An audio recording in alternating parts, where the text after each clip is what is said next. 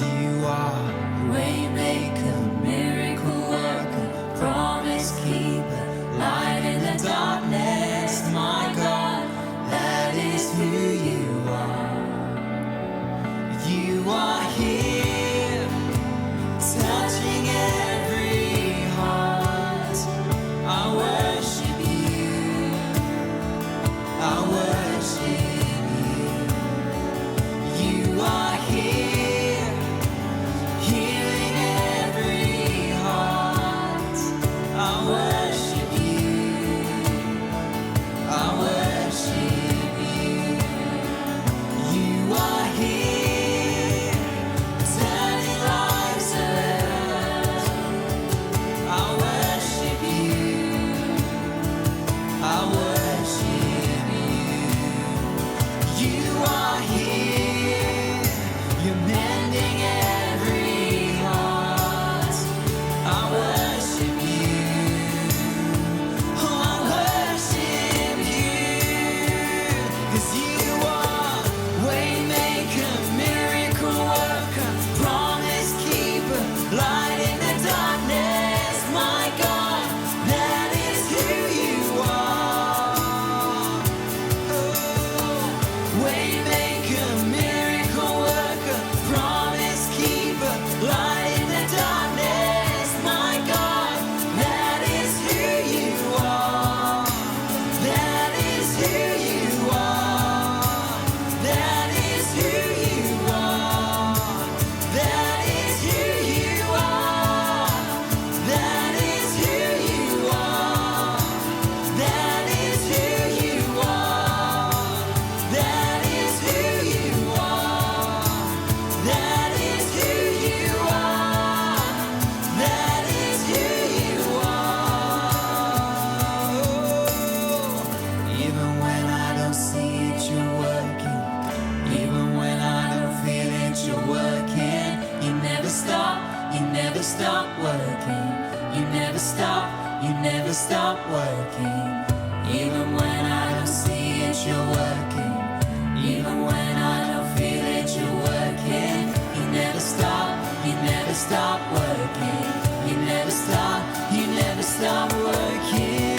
Even when I don't see it, you're working. Even when I don't feel it, you're working. You never stop. You never stop working. You never stop. You never stop working. Even when I don't see it, you're working. Even when I don't feel it, you're working. You never stop.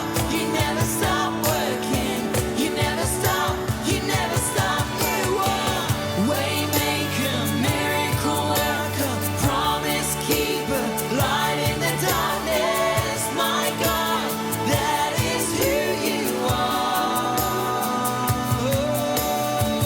Waymaker, miracle worker, promise keeper, light in the darkness. My God, that is who you are. That is who you are. That is who you are. That is who you are. That is who you are. That is who you are.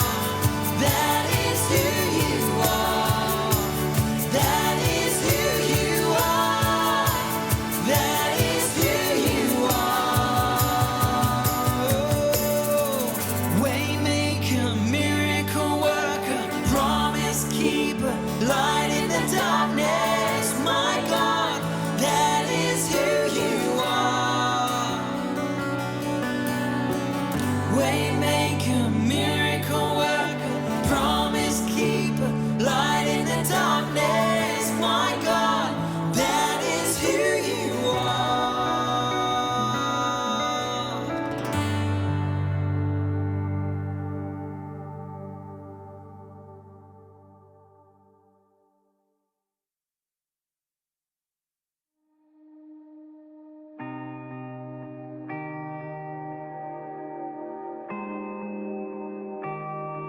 What if we could love the way Jesus did?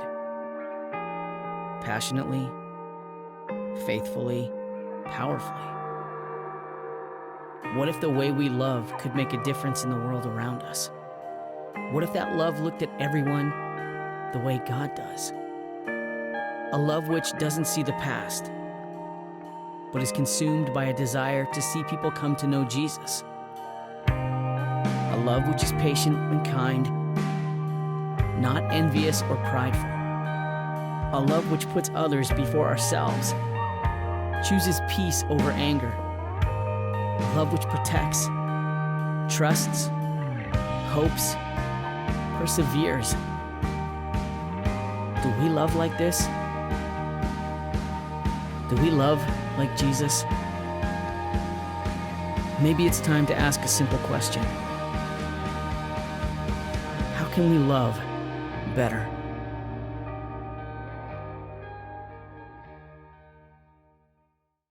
You know, each and every one of us were created by God to live in a relationship with God. It turns out that the God of it all is all about love, a love that reaches out. You see, at the beginning, God and man were together, but because of man's mistakes, sin entered the world and separated them both. Our pride, greed, selfishness, it causes a barrier between ourselves and a perfect God.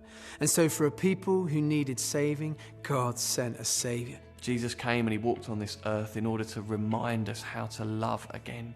And then he stretched out his arms wide upon a cross and he died to deal with our selfishness. But you see, it never ended with a funeral. It all started with the resurrection. Because 3 days later, he rose again, he conquered the grave, he defeated death. Jesus said, I am the way, the truth, and the life. He said, if you're looking for a life of meaning, of purpose, then I am the way. Maybe you've got some questions or you want some more information, and if you do, you can respond here.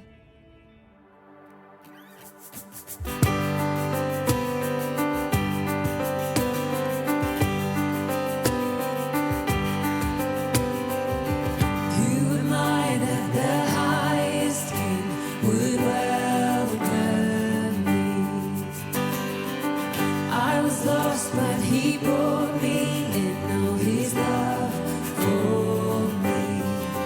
Oh, his love for me. Who the Son sets free, oh, is free indeed.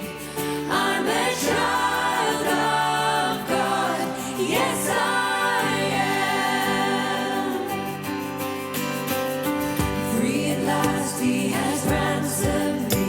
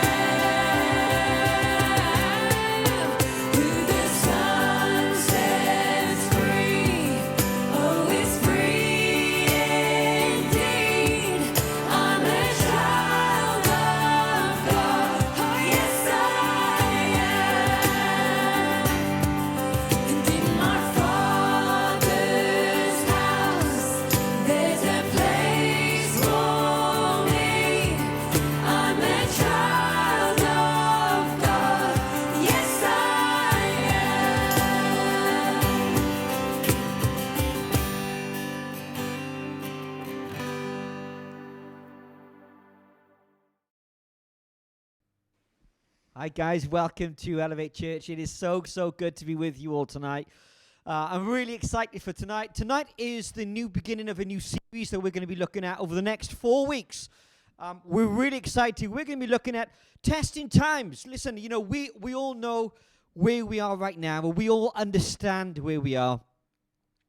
But yet, so many of us have gone through individual circumstances that have just caused us to think about maybe where we're at, what we've been through, do we need to change, all of those things. And tonight I am really blown away that tonight we're going to be spending a little bit of time just interviewing someone. And tonight, would you really welcome Amy Cook? Amy, really good to see you tonight.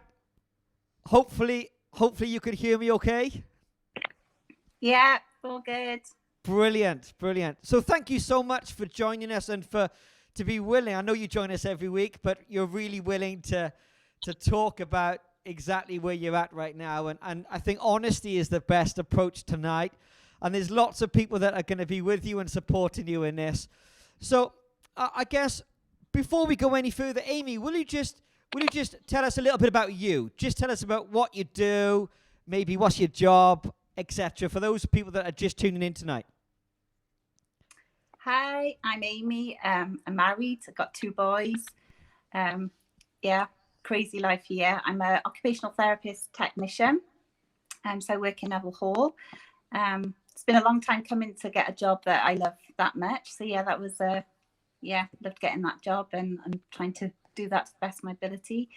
So that's me in a bit of a nutshell. I love worshipping. I love music, reading, talking a lot.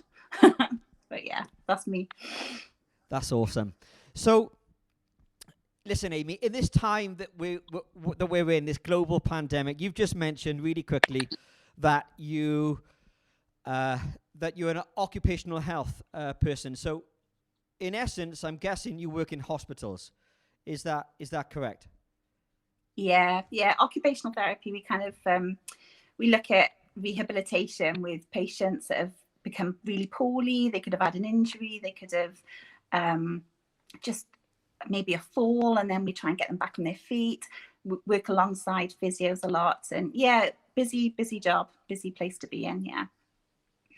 So tell us, Amy. Listen, it's been about, I don't know, it's coming up to a year. 10 months. Really, this, we've been in a global pandemic. It's been a really tough time. Now, before I ask you about work, as a mum in your house, how has this been for you? Just from the very start, how's it been? It's a mixed bag, isn't it? From being a mum point of view, at the very start, I remember us gathered in the living room listening to the very first announcement of lockdown. And I guess in a way, the boys at first were like, yeah, no school. How amazing is that? And I think as the weeks progressed and as the seriousness of everything came in, that kind of creeps into the household as well. Some of the negativity, some of the fear, oh my goodness, not seeing people, not having their friendships normally, and trying to navigate 2 very active boys through a time where we're not allowed to go anywhere, not allowed to do anything, has been hard as parents to restrict them. So yeah, that's been hard, and emotionally support that as well as trying to physically burn off energy. So yeah, it's been hard. Yeah, so that's been as a mum, as a wife, that's been challenging. But then add into the mix work environment. What's that been like? What's that? Going to work for the NHS. What's that been like? So I obviously at the start of it all, I was right in the thick of it, and it was absolute chaos because I think the first wave was just it came from left field. Nobody knew what it would be like, how it would impact the departments, the wards, anything like that. It was just such a shock to everybody. I guess though, I actually got COVID very early on. So the beginning of April, I had COVID. So I was taken out of the workplace then. So that was really hard for me, because I know that my role, I was needed there, but then I just physically couldn't be. So I knew everything that was still going on in the hospitals, and that guilt, that not being able to do my role as an OT tech was just, and still is, heartbreaking. Yeah, so seeing my colleagues kind of under pressure, you know, still having conversations with them. I've been back into work, and I've had to finish work again. So yeah, there's been a bit. I've seen the second wave as well, and seen sort of effects of that. But I've kind of, in a way, been protected from it because I've been off poorly.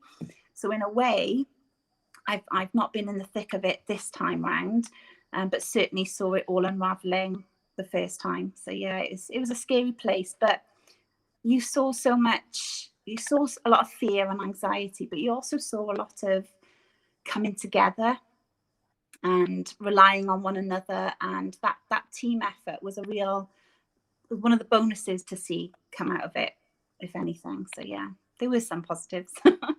Wow, that's amazing. So the times that you've been through, you know, as a mum, as a person working for the NHS, it's been a challenging time, that's fair to say, right across the board, including home life, including work, and of course you've been poorly at the same time, as you just said. Yeah.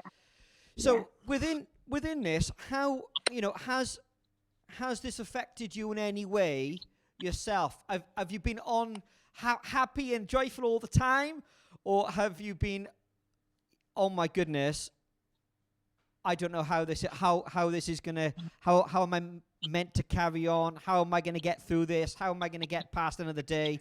Has those real questions that we're talking about, does that ring any bells with you? Yeah, absolutely. I'm not going to lie. There've been, and still are, some incredible lows. Just in terms of how COVID has affected me. So it's been physically and mentally. You know, I'm not going to lie. I've been suffering with anxiety, depression, and then physically, my body feeling like it's failing. It's all out of my control, and not being able to understand it. I think that, you know, with perhaps illnesses that have already existed, we can gain an understanding, and we perhaps know where it's going to go. We know when there might be an end to it. And I think it's just this trudging of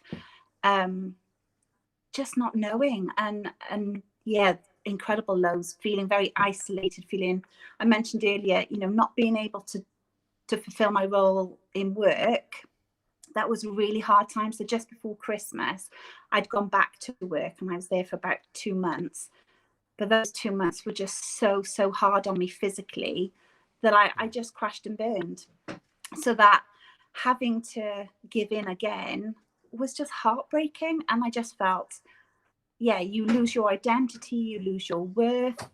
And that's been really tough in all of this, because I still don't know when I'm going to feel more like me, you know. And I just, don't get me wrong, that it hasn't all been doom and gloom.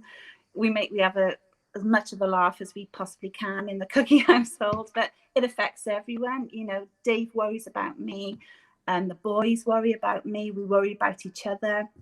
So then as a family, you've got to have those really honest conversations about, it's okay to feel a bit fearful, but not to let it consume you, says she who does let things consume her. But, you know, I'm being honest. There were times when, yeah, it has been very overwhelming. And yeah, that's kind of where I've been at. So, okay, if I can move on a little bit. So I know that right now you're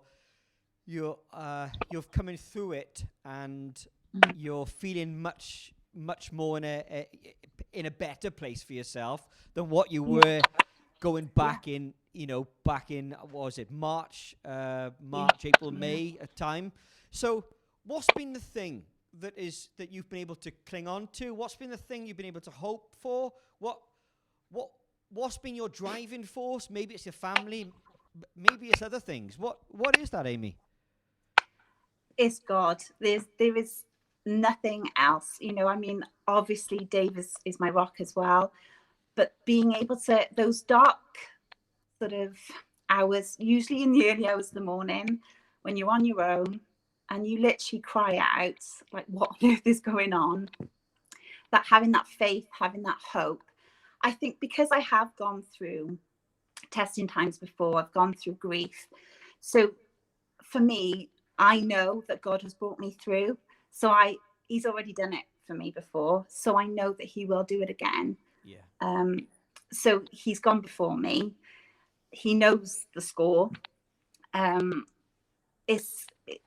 clung to the fact that he's brought me through before, so he'll bring me through again. It'll be worship songs will come on and it'll floor me, and I'll be, where did that come from? It's like, no, that's God. He's, reminding me. He reminds me daily, one way or another. It'll be something somebody will say. It'll be a text from somebody. It'll be a song, like I just said. It'll be a verse in my devotional.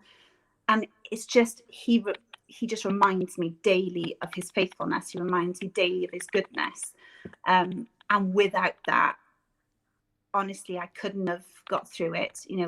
Dave and I talk all the time about sort of God's faithfulness. And it's a struggle because we can't see people and be with the people that would normally encourage you and build you up. So you kind of have to, being in that isolation, actually, in a weird way, is good, because it's taken you away from all. I remember a few weeks ago you said about your crutch that you sometimes lean on, and it does, it strips that away, and having to rely completely on the faithfulness of God, and just having hope. And that's it, really. I love that so much. And Amy, is there a Bible verse that you've clung to? Is there one that has really shone out? There's been several. I mean, I've shared loads, but funny enough, today, before you even asked me to do this, I've been looking at James, and James 1, it's about faith and endurance, funnily enough. And I'll just quickly read it. So it says, "Dear brothers and sisters, when troubles of any kind come your way, consider it as an opportunity for great joy.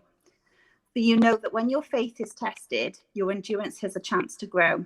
Now, when I first read that first bit, to consider your troubles and trials as pure joy, I could have just laughed at God, honestly. But I did. I was like, are you having a laugh? Because to consider everything that people are going through, all the troubles, the trials, tribulations, to consider that as joy just felt so alien to me. Yeah. But then it does go on and it says, for you know that when your faith is tested, your endurance has a chance to grow. Now, in other versions, it says perseverance and patience. Yeah. And you know what? They're all things that I absolutely needed.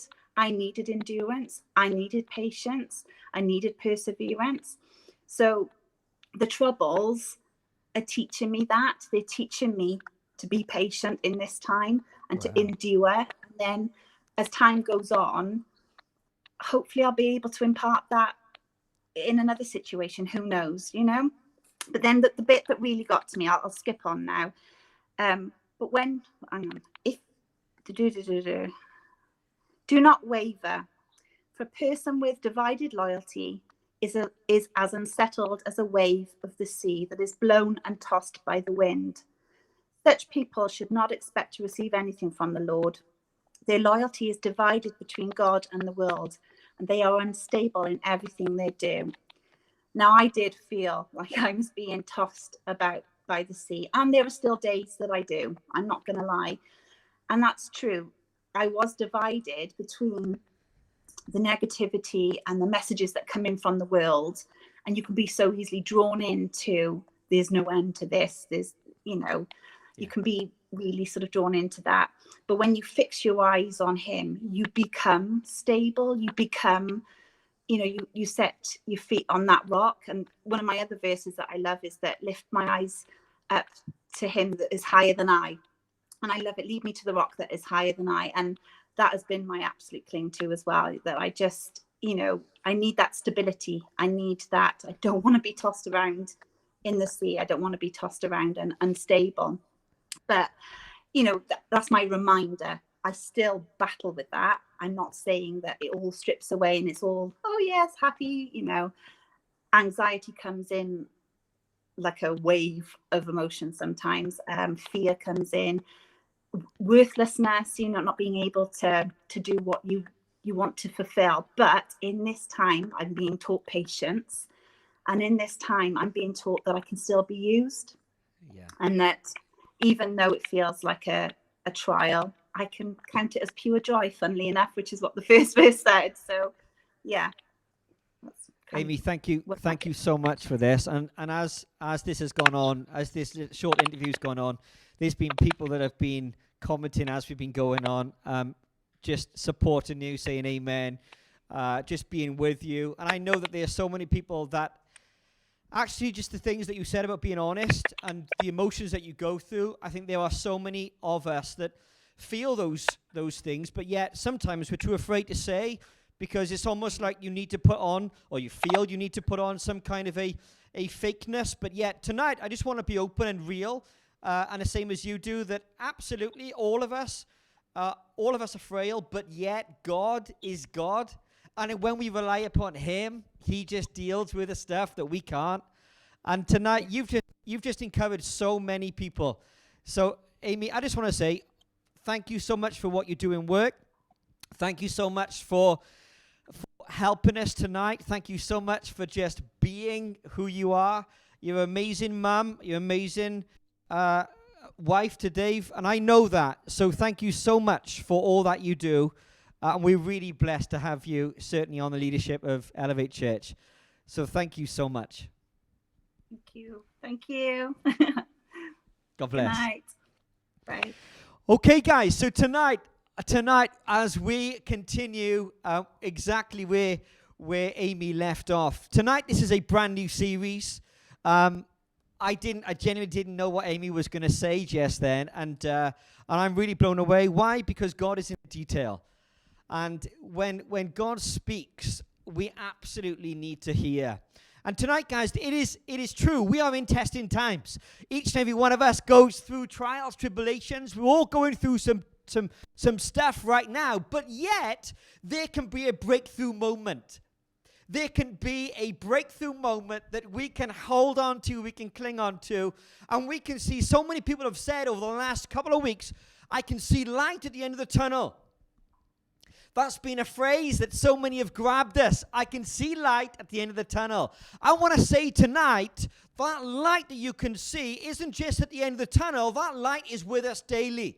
That light is with us that can shine bright, but it's our choice on what we do and how we use that. And tonight, Amy's just really shouted out aloud that she's gone, do you know what? I see that. God is now helping me through, and it's such a good testimony that we've just heard. I'm really, really blown away by that. Thank you so much, Amy.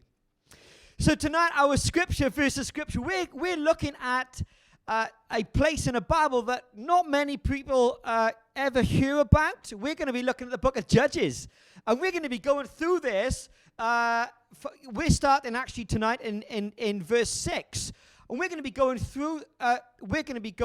This and looking at how God has absolutely poured out his love, but yet, sometimes people don't really see it. So let me give you a little bit of background towards this, as it says, Judges 6, verse 11. Now, bit of background towards this, as I start at the beginning of verse 6, you would start to see that right in the beginning, it is all about a little bit of history. Now, as we look at the Israelites have been rescued. We found that a few weeks ago when we were looking at it. The Israelites have been rescued from the seasons that they were in. They were in a place, captivity, where the hardship of life was really, really hard. And here they are in a place where they've been rescued, they've been taken out, they've been given a whole new life to live. Brilliant. They've been given opportunities to thrive and not just survive. But here they are. They're now in a place where life has been really challenging. In fact, they've gone through 7 years of hardship. 7 years where God has gone, do you know what? You're going to be, because of the way that you've lived your life, I'm going to hand you over to the Midianites, and they can look after you. Actually, they don't look after them very well, but that's where you're going to be. See, in the very beginning, God said, I want you to live a life that is for me, that shouts out the goodness for me. I wanted to do that. And I don't want you to live a life that is in any way supporting other idols, that is in any way lifting up anyone else apart from me. Doesn't matter whatever it is. It doesn't matter if it's an object, if it's a person. No one else should be higher than me. And of course, these guys, they failed. And God said, you know what, I've had enough, and you can learn a lesson. So we pick this up. We pick this up at 11, okay? 6 verse 11. Then the angel of the Lord came and sat beneath the great tree of Ophrah, which belongs to Joash of the clan of Abiezer. Gideon, the son of Joash, was thrashing wheat in the bottom of the winepress to hide the grain from the Midianites. Why? Because the Midianites were awful to them, guys. They were horrific. They were living lives that were hidden away, okay? So they were living hiding their lives in a mountain. They just didn't want to come out. Okay. Then the angel of the Lord appeared to him and said, Mighty hero, the Lord is with you. Sir, Gideon replied, if the Lord is with us, why has all of this happened to us? And where are all of the miracles our ancestors told us about? Didn't they say the Lord brought us up out of Egypt? But now the Lord has abandoned us and has handed us over to the Midianites. Okay, pause. I want to say in that moment, the tough times that they've been through, Gideon was a guy that was brought up. He could see the hardship because he could feel what they were going through. In that moment, Gideon was absolutely fed up of saying, but God, are you the God who you say you are? Why? Because my ancestors, the people that they say that you are a God that rescued them, that brought them out of a troubled time. But now we're in a season that we live in hardship. We're in a season that we're going through where life is really tough. And where are you in this? Where are you in the midst of all of this chaos? In all of this, because all I see is pain, all I see is stuff that is around me that seems to be mess. I don't know about you, but I've heard lots of people say that over the last 9 months. God, where are you? Where are you? Where are you in the chaos? Where are you in the mess?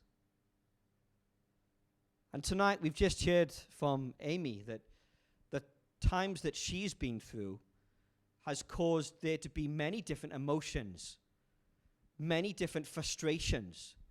There's caused there to be anxiety. There's caused there to be pain. There's caused there to be worry and stresses. But yet, when Amy hands it all over to God, God carries. God breaks through. Now, Amy didn't say that she'd done any testing with God and she laid fleeces out, as we're going to find out over the next couple of weeks. She didn't say that she did that. But I would know absolutely that if Amy said, God, I wanted to go with this and I'm going to hand it all over to you. In that moment, it's no longer her baggage that she's carrying because God now carries it. And in this moment, when Gideon was visited by the angel, it was the angel saying, come on, I'm calling you, Gideon. I'm ready for you. You're going to be the person that's going to carry us out. You're going to be the person to get us through. You're going to be the person that's going to be the spearhead in the problem solving and where we're going. But all Gideon had right then was just rage. Wow. And you could see the level, the tone of his voice. By, if the Lord is with us, why has all of this happened to us? Why? Where's you could sense the frustration. You could sense the anger. You could sense what's going on. Where are all the miracles that used to be? And so many of us have been living a life like that. See, we can say, Pete, back 20 years ago, 30 years ago, 40 years ago, we saw some amazing miracles. Yet our great aunties and uncles were saying they were living in a time of revival. They were living in a time where God was pouring out his blessings. But where are they? I'll tell you where they are. It's because we've opted to choose out to how close they walked with God to where we're now walking with God. There's a difference. See, God has never moved, but yet we are the ones that have stepped out rather than stepping in. And tonight, God is really shaking the tree and saying, God, people, I want you to step into all that I have for you rather than opting out. I want to carry you. I want to run with you. I want to offer the best life that you can, but you need to opt in to me, opt into the things that I'm saying to you. So as we move on tonight, this is the bit that I start to get a bit excited about. So then the Lord turned to him and said, Go with the strength you have and rescue Israel from the Midianites. I am sending you. But Lord, Gideon replied, how can I rescue Israel? How can I do it? You've got to remember this. He's in a place where he's literally being told by an angel to go. God is communicating to him via the angel and literally saying, go. I need you to go. And here comes, this is the bit I love. So here comes Gideon giving excuses. I can't. How many of us have done that? God, I can't do that. I cannot do what you're asking me to do. I cannot step into it. And you give a bag full of excuses. Why? I can't do it because I got too many things to do. I got too many family stuff I need to sort out. I got too much workload. I got too many things on my mind. I couldn't possibly step into them right now. And there's Gideon justifying why he can't do it. But Lord, Gideon replied, how can I rescue Israel? Here goes, my clan is the weakest. I can't. My clan is the weakest in the whole tribe of Manasseh, and I am the least of my entire family. Justified why he shouldn't be the one to go. That is exactly the reason why God's called him.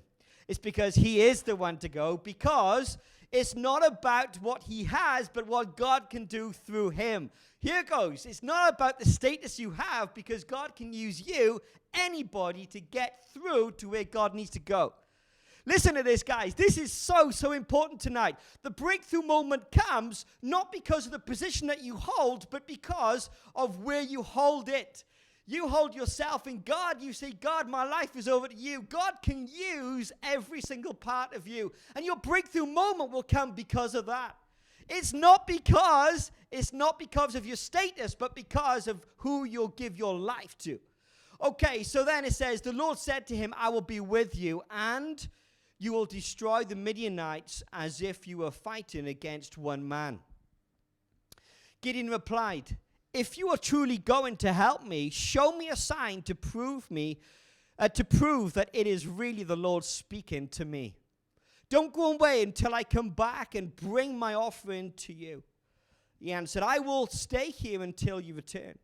Gideon hurried home and he cooked a young goat with a basket of flour. He had baked some bread without yeast. Then carrying the meat with the batter in the basket and the broth in the pot, he brought them out and presented them to the angel who was under the tree. Let's pause. Okay. There are some absolute nuggets that are there within that story. Just there are miracles that are leaping out at us. Okay, so going through this, Gideon tries to justify he is not the person for the job, and he gives reason for it. God goes, no. You are the person. You are the person. So then Gideon goes, okay then, God, if you are really who you say you are, I'm going to test you. You need to show me a sign. You need to show me a sign that you really are who you say you are. If you're really God, then show me a sign. Now, there will be many times that some of us may have gone, God, I need you to show me, and I need a sign. Now, how many of us have said that to God, I need a sign, but yet the sign is limited by what you see and what you do and where you go. The sign is, you could say, God, if I walk through this door and there's a person on the other side with a cup of tea in his left hand, walking through with a pair of red shoes on, I know that it's you. No. See, guys, that is not a miracle. A miracle is something that you could never do, we could never do in our own strength. A miracle is when a mountain moves. The mountains of impossibility move. That is when God absolutely speaks out and there are things that change. The things that could never happen in the natural, but yet God, in his supernatural ability, can do things to make people go, man, what have you just, oh my word, look what's just happened. At those points is when you know God is in the detail. And right here in this story, Gideon says to God, right, you need to prove yourself. One of the pieces that are truly incredible is that when we normally say, God, it's over to you, you need to just open this door for me, we can opt to take a step back and to say, God, you can run, because you're going to show me what's going to happen, and so you're going to run with it. Notice the heart of Gideon right here. Gideon did not opt to do that, but Gideon decided to go and to do something. Why? Because his heart was so in tune with where he should be. Why? Because he was wanting to give, not wanting to take. So Gideon went to prepare food, an offering. Gideon went. He took time to go. Now, he wasn't going to where God had called him to go. He was choosing to go into a place that he was going to prepare something for God. But yet, here's the amazing bit, but yet he'd already asked God to show him a sign. Notice, guys, he wasn't focused upon God showing him the sign. He was focused upon how he could align himself with God. This was not about what he could get, but more what he knew that God could give. So he went and prepared a meal. It says this, Gideon hurried home, he cooked a young goat. And with a basket of flour, he baked some bread. Notice this, guys. It took time. It took effort. It took Gideon to be focused upon what he needed to do. Gideon decided to go away, and it was a cost to Gideon. Not just because of the cost of his time and the cost of the food, but it cost Gideon that he had to go away and prepare. Guys, how many of us choose to go away to prepare something, to get ready, to give to God? No, I'm not talking that we're not in a time that we need to give idols, or we're not in a time that we need to give offerings. No. How much time do we spend preparing and talking to in a real relationship with God? How much time do we do that? How much time? See, when you're in a real relationship with someone, you spend time talking. You spend time investing. You spend time being alongside. You spend time building up. How much time do we do? What do we do? See, Gideon chose to spend time. He chose to go and do. So he went. He went and prepared, and he brought it back. And when he brought it back,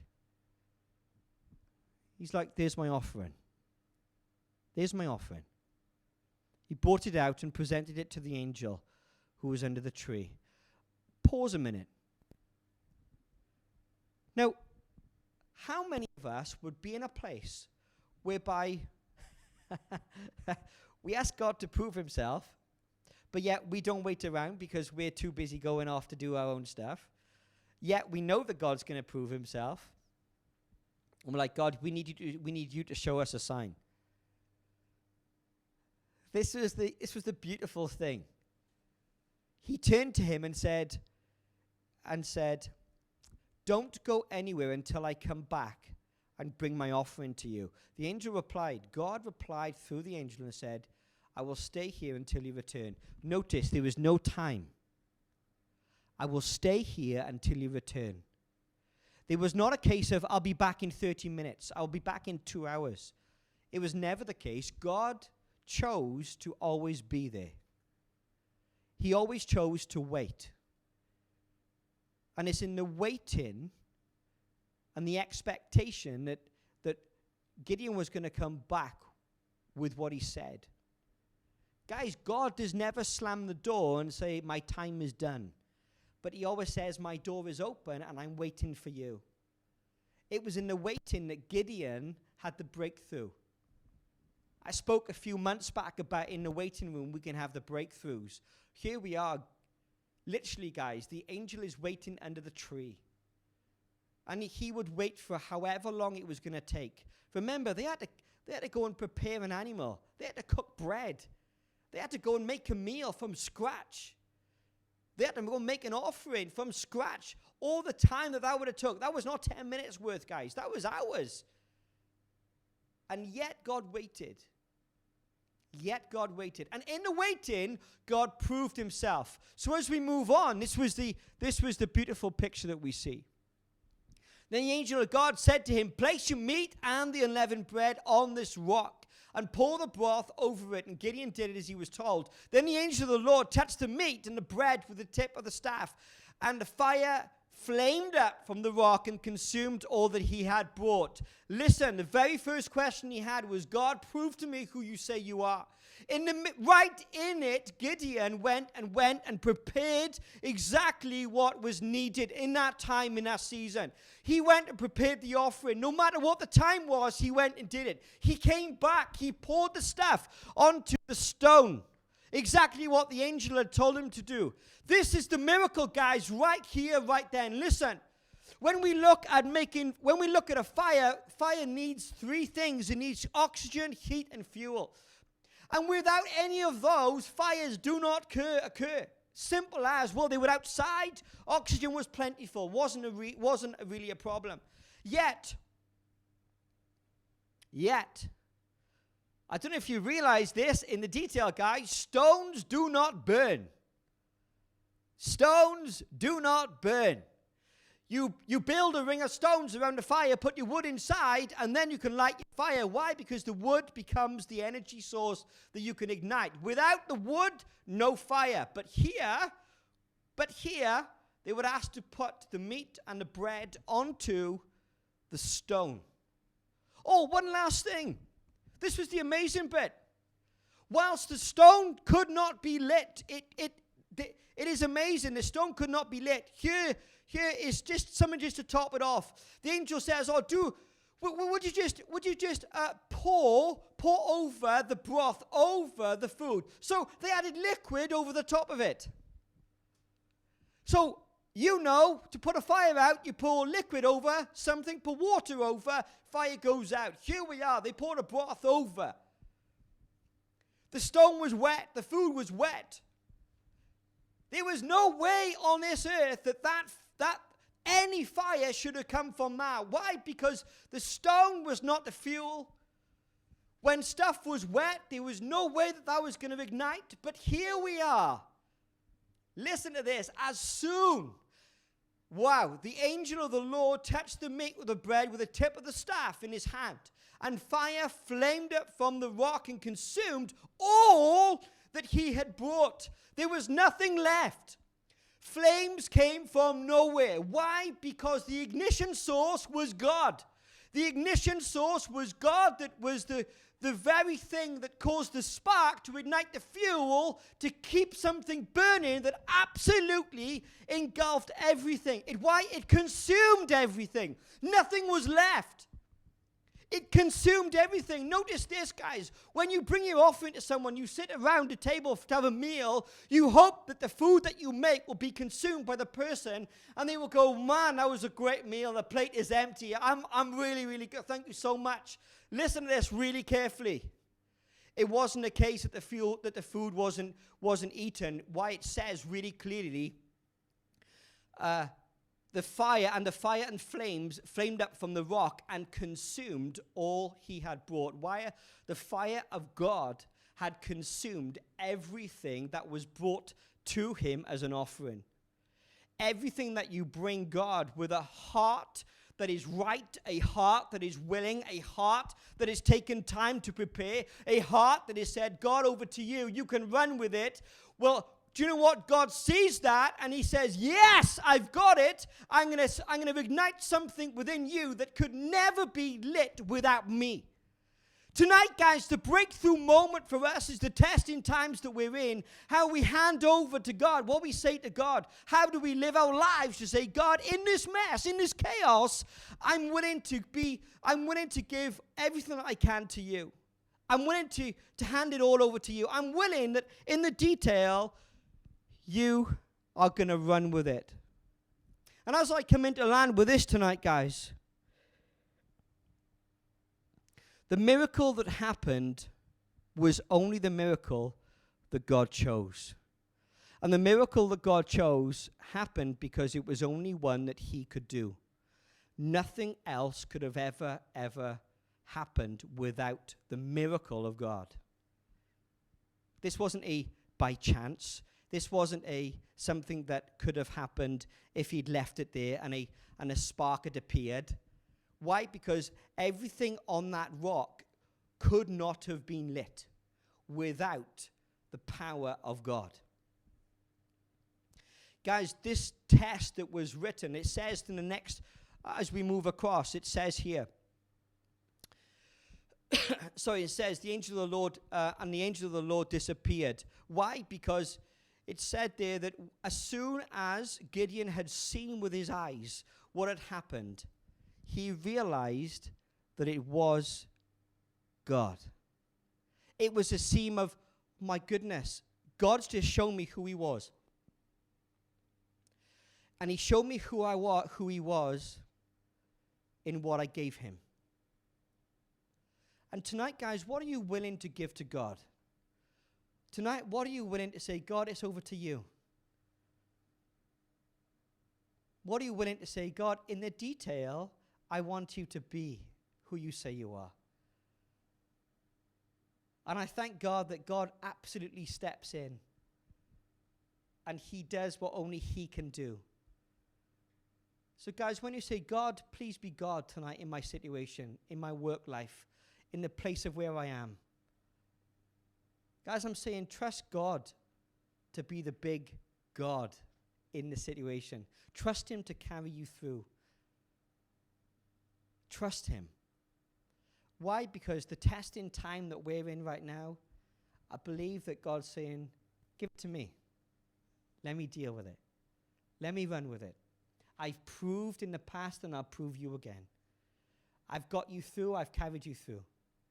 Amy said earlier tonight, she said that her and Dave have both spoken about how God had carried them through, how God had proven himself. Tonight, guys, I'm saying we need to trust God and trust that he has got us. And don't try to take back control so that you can run it in your own situation. But trust him that he will carry you through. Guys, thank you so much for tuning in tonight. We're going to, we have a Zoom afterwards. Please, we'd love to see you. We'd love to chat to you. If you've got any questions about tonight, we'd love to talk to you about that. And this series that we're in of Testing Times, we will be continuing this series of where we are right now in Judges. Next week and the week after, man, I am so excited about how that looks. Guys, we need to hand everything over to God. God is in the detail. He will get us through. It's the attitude that we can have. And last week, as we spoke about having the attitude of gratitude, Gideon had the attitude of grace and the attitude of gratitude to get him through. Why? Because he gave it all to God. He gave everything he had to him. And God said, thank you so much. In the blessing, in the fire, that is exactly what God will do to each and every one of our lives. Guys, thank you so much for tuning in tonight. And of course, Zoom afterwards. And please don't forget Tuesday night as we start another new series Tuesday night. It's been awesome. Thank you so much to Amy and to Dave family for tuning in, and certainly for Amy answering the call at the drop of the hat tonight. Thank you so much for that. I'm really blown away, really blessed. Okay, guys, we're going to finish with a song, but good night and God bless.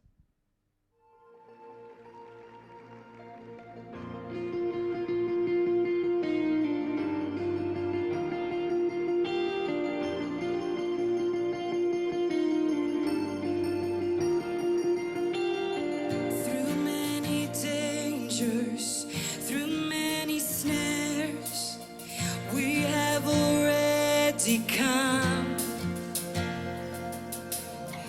Lord, through the fire and through the flame, but we were not overwhelmed. We have known grace upon grace.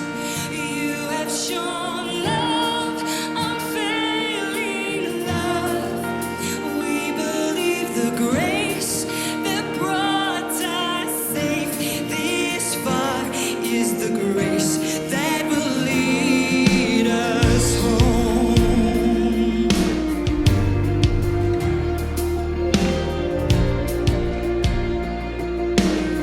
When we consider the stars above, and yet we're called by name, we're lost in wonder, we're lost in love, and our hearts are overwhelmed. We have known grace upon grace. You have shown love, unfailing love. And we believe the grace that brought us safe this far is the grace that will lead us home. Father, we will thank you for your grace. We thank you for your grace. Lost in wonder, love, and praise. We thank you. Father, we will thank you for your grace. Yes, we will. We thank you for your grace. Lost in wonder, love, and praise. We thank you.